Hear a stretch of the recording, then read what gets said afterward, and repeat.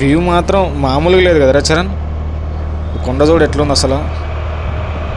ఈ మనా విలేజ్ చాలా బాగుంది. నమస్తే నమస్తే ఫ్రెండ్స్, మనం ఇప్పుడు గణేష్ గుహ వ్యాస గుహ చూడడానికి వెళ్తున్నాం. సుమారు ఒక 5000 సంవత్సరాల క్రితం వ్యాస మహర్షి ఇక్కడ తపస్సు చేశాడని ఇక్కడ పురాణాలు చెప్తున్నాయి అనమాట.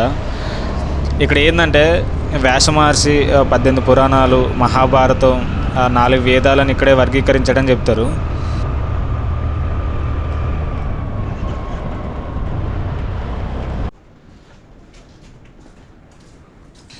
ఇక్కడ స్టోరీ ఏంటంటే వ్యాస మహర్షి భారతాన్ని చెప్పాలని నిర్ణయించినప్పుడు దాన్ని రాయడానికి విఘ్నేశ్వరుడు అయితే తగినవాడని చెప్పి విఘ్నేశ్వరుని తపస్సు చేస్తాడనమాట.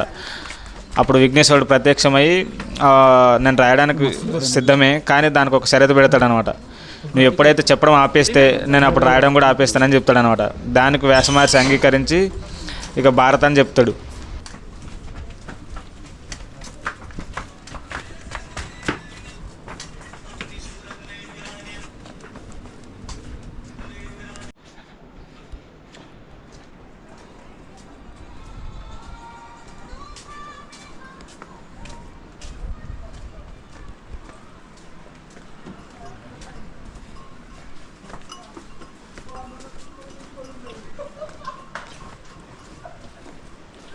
చిన్నగా ఉన్నాయి రోడ్లు, టెంపుల్ ఉంది ఇక్కడ.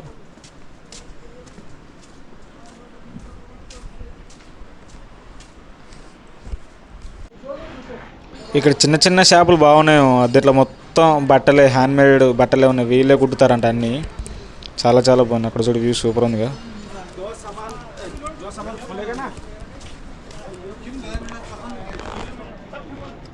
ఇక్కడ చూడు మొత్తం ఎట్లున్నాయి చూడు. మొత్తం చిన్న చిన్న స్వెటర్లు అన్నీ. ఎవరైనా ముసలి వాళ్ళు ఉంటే ఏ నుంచి తీసుకెళ్ళాను మా ఏమైనా, వాళ్ళకి బాగా పని చేస్తాయి చలికాలంలో.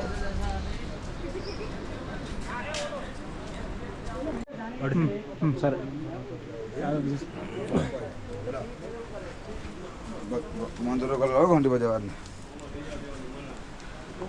నమస్తే సార్.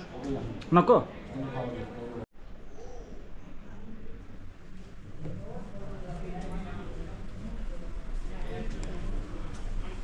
వేస్తుంటాం కానీ లేసి తీసుకుంటారు కానీ.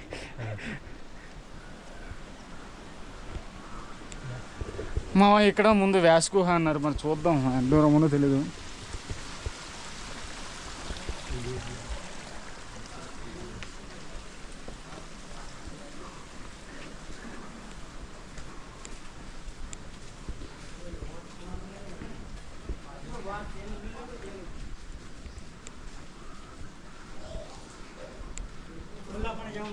चलो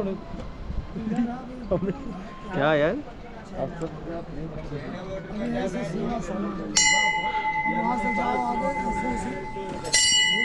बहुत दूर है.